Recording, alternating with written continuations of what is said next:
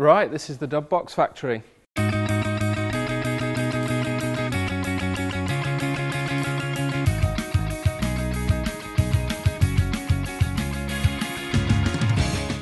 Here we have the main metalwork area, the chassis jig, cutting tables.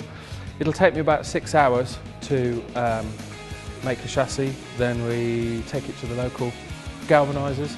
Once it's come back in from the galvanisers, all shiny, zinky, we then marry it with the BPW T-section chassis, which is all pre-approved and rated. Very simple, brilliant bit of kit. We then marry the body, bond the body to the chassis, and the whole lot will then go into the body prep tent.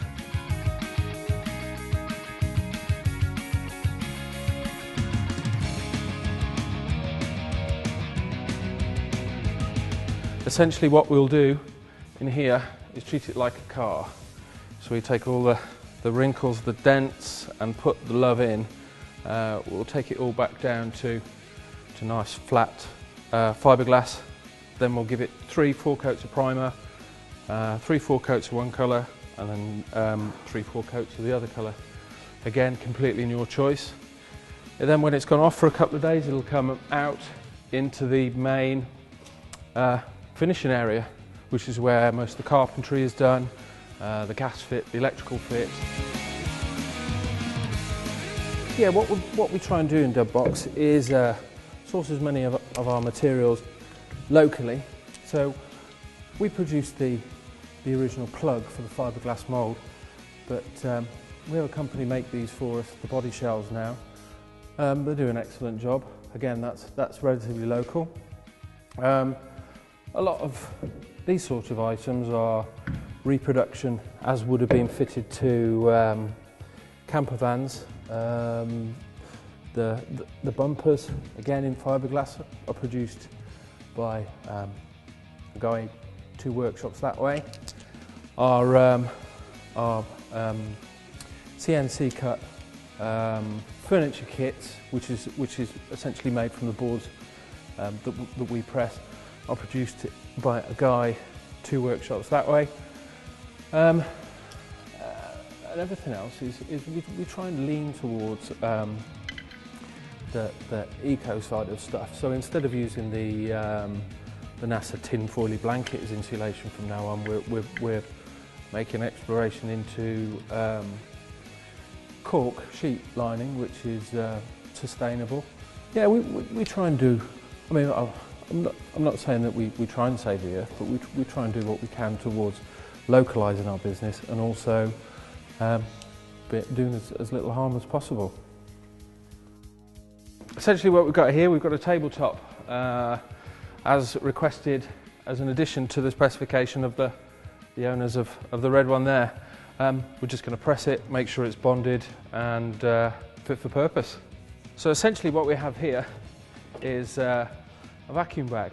What we will do is put our pre-glued boards inside this bag, tape the edges so that the integrity of the bag's not ripped or torn, and then suck all the air out. We leave it for about 20-25 minutes and it'll just fully bond the laminate to the board, whether it's Italian poplar or normal hardboard ply.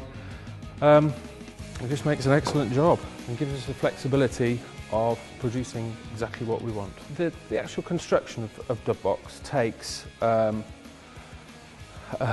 essentially 6-7 working days. We will produce a Dub Box in around about 12 to 14 working days, and it's half of that time where the detail, the finish, the niceness, the texture that we can put into Dub Box goes. And I mean, we're never going to be producing hundreds of these, and we never aspire to producing hundreds of these. It's the ones that we produce will be finished exquisitely to the specification of the customer. I think the reason that people choose dub box over others is the vast choice.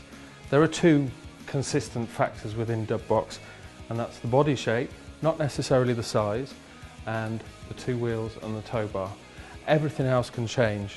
Colours, length even, fit out, layout, and the fact that we pay attention to each and every detail. We make specials, we make quite a few specials. This one down that you may have seen earlier is to go to a chocolate fountain company in Australia. We've made photo booths, ice cream vans.